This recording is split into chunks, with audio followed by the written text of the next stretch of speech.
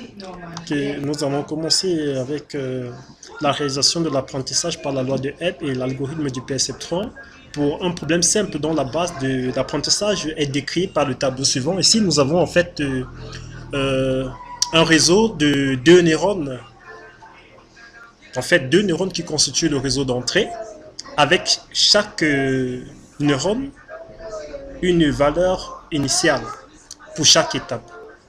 Pour la première étape, la valeur du premier neurone est égale à 1.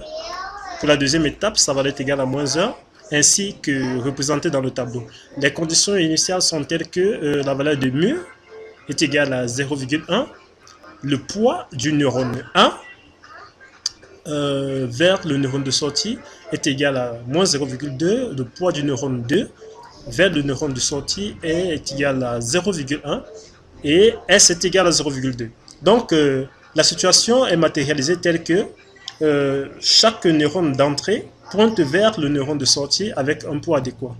Donc, nous allons écrire cet algorithme en commençant par les conditions. La condition initiale, mu est égal à 0,1, le poids du neurone 1 vers le neurone de sortie est égal à -0,2, le poids du neurone 2 vers du neurone d'entrée 2 vers le neurone de sortie est égal à 0,1 et la sortie est égale à 0,2. Donc, calculons donc la valeur de x pour l'exemple 1. Pour l'exemple 1, nous avons bien la valeur du neurone 1 qui est égale à 1, la valeur du neurone 2 qui est égale à 1. Donc, la formule que nous allons appliquer est très simple pour trouver en fait l'entrée du neurone x là.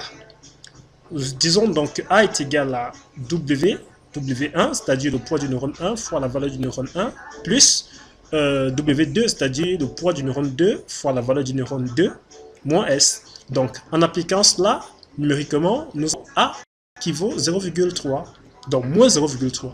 Pour trouver dans la sortie X du neurone, nous allons appliquer à la valeur A la fonction signe.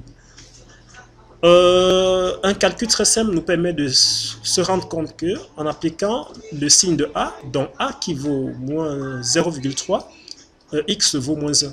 Donc la fonction signe nous renvoie moins 1. Et là, nous comparons la valeur de sortie calculée à la valeur du neurone désiré. Et là, on se rend compte que la valeur du neurone désiré est égale à 1, tandis que la valeur du neurone calculé est égale à -1, dont la sortie est fausse.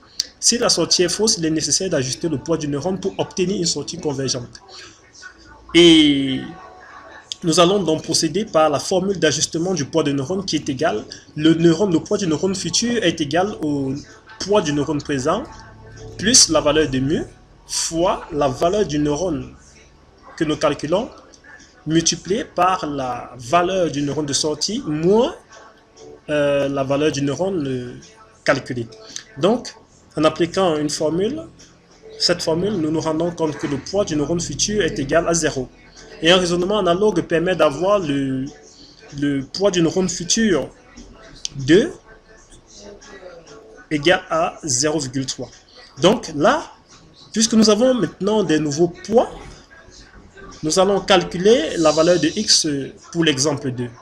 Or, dans l'exemple 2, nous rendons compte que la valeur du neurone 1 est égale à -1 et la valeur du neurone 2 est égale à 1. Nous appliquons la même formule qu'au début. Nous trouvons une sortie, c'est-à-dire la valeur de A qui est égale à 0,1. En appliquant la fonction signe à la valeur de 0,1, nous trouvons 1. Qu'est-ce que nous pouvons dire? Nous pouvons tout simplement calculer qui est égal à 1 à l'entrée, à la sortie désirée. La sortie désirée est égale à -1, -1 qui est très différent de 1, dont la sortie ne converge pas vers la sortie calculée en fait ne converge pas vers la sortie désirée, dont la sortie est fausse. Il est donc nécessaire d'ajuster une fois de plus le poids des neurones pour pouvoir obtenir une sortie convergente. Donc, le futur neurone qui pourrait peut-être être bon, au neurone à la valeur du poids du neurone présent, plus la valeur de mu, que multiplier l'entrée à l'instant, c'est-à-dire la deuxième étape, fois la sortie du neurone désiré, moins la sortie du neurone calculé. Lorsque nous appliquons numériquement cette formule avec le poids du neurone présent qui est égal à 0, la valeur est égale à 0,1, la valeur de l'entrée du neurone 1 à l'étape 2 qui est égale à moins 1, la sortie désirée qui est égale à moins 1, calculée qui est égale à 1, nous trouvons la valeur du poids du neurone futur qui est égal à 0,2. Donc, futur du neurone 2, du neurone 1 est égal à 0,2. Un raisonnement analogue permet d'avoir le poids du neurone 2 égal à 0,1. Donc, là, nous calculons maintenant la valeur du neurone de sortie pour l'exemple 3. Donc, pour l'étape 3, en fait. Donc, les entrées donc, sont telles que, en appliquant la formule récursive que nous avons employée plus haut, nous trouvons la valeur de A qui est égale à 0,5. Pour trouver la sortie du neurone, nous appliquons la fonction signe à A qui nous renvoie très tôt moins 1. Nous allons comparer cette valeur calculée à la sortie désirée. Donc x est égal à 1, la sortie désirée de l'étape 3 est égale à 1. Donc, la étape 3 est moins 1. Donc, x est égal à d.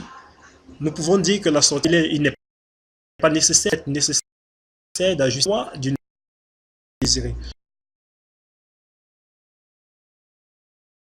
Dans ce moment,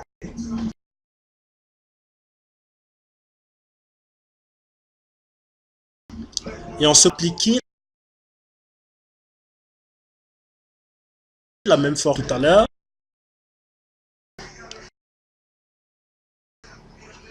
En appliquant la même formule que tout à l'heure, c'est-à-dire A est égal à W1 que multiplie la valeur du neurone d'entrée à l'étape 4 plus la valeur de poids du neurone à l'étape 4, du neurone à l'étape 4, oui, fois la valeur du neurone à l'étape 4, moins S, nous montre que A nous donne moins 1. Donc, en appliquant la fonction A, on a pratiquement moins 1. Nous allons comparer très tôt la sortie calculée. La sortie calculée vaut moins 1 et la sortie désirée est égale à moins 1. Donc, en ce moment, on peut dire que nous disons en fait que la sortie est vraie. La sortie est vraie, il n'est pas nécessaire d'ajuster les poids des neurones de sortie, car en fait, la sortie calculée converge bien vers la sortie désirée du neurone d'entrée pour les car en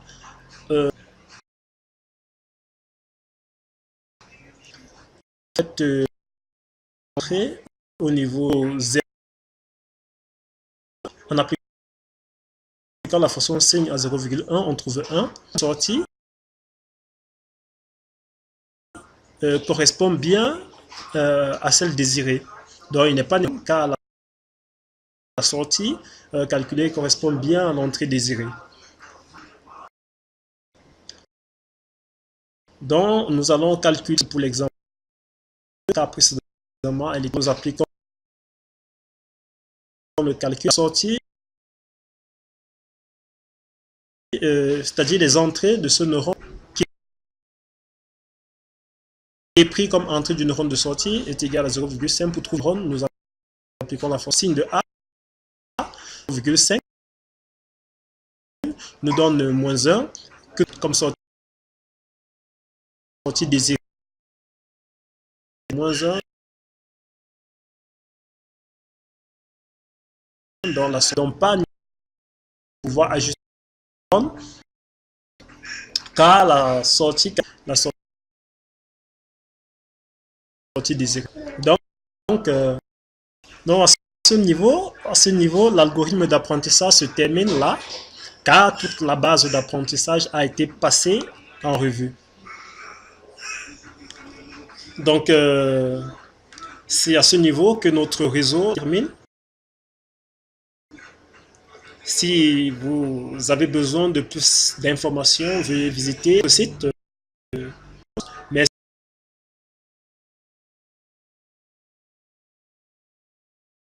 Merci pour